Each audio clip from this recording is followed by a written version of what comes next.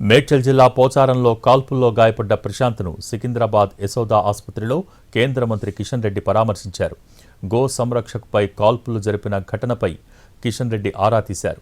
BJP Telangana అధ్యక్షుడు Ramachandra Rao, MP Etela ప్రశాంత్ను పరామర్శించారు. కాల్పులకు పాల్పడ్డ నిందితుడిని తక్షణమే అరెస్ట్ చేయాలని బీజేపీ నేతలు డిమాండ్ చేశారు. ఈరోజు మా కార్యకర్త మీద, గోరక్షక్ మీద ఈ రకమైనటువంటి ఒక ఏదైతే హత్యా ప్రయత్నం చేశారో దీన్ని పోలీసులు తప్పకుండా సీరియస్ తీసుకోవాలి, అరెస్ట్ చేయాలి.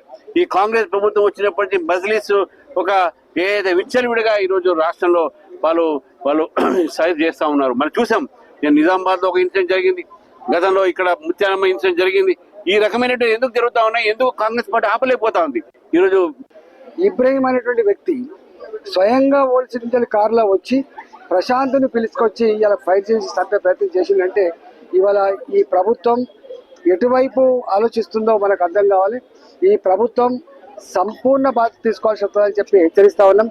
ఈ సంఘటనలు కనుక పునరావృతం కాకుండా ఉండాలంటే ఎవడైతే దీంట్లో భాగస్వాములు అయినరో తక్షణమే అరెస్ట్ చేయాలి, తక్షణమే పనిష్మెంట్ చేయాలని చెప్పి మేము డిమాండ్ చేస్తా ఉన్నాం. కాంగ్రెస్ పార్టీ అధికారంకి వచ్చిన తర్వాత గత కొద్ది కాలంగా ఈ గోవులను తరలించేటువంటి వాళ్ళకి అండగా ఉండేటువంటి వాళ్ళు గుండాలు, మాఫియా కొంతమంది వాళ్ళు కాపాడుతూ ఉన్నారు.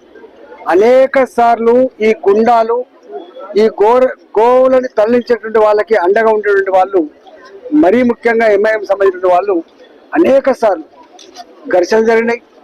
కాళ్ళతో గుద్దిండ్రు, కాళ్ళను కాళ్ళ మీద ఎక్కించుకుంటూ పోయిండ్రు.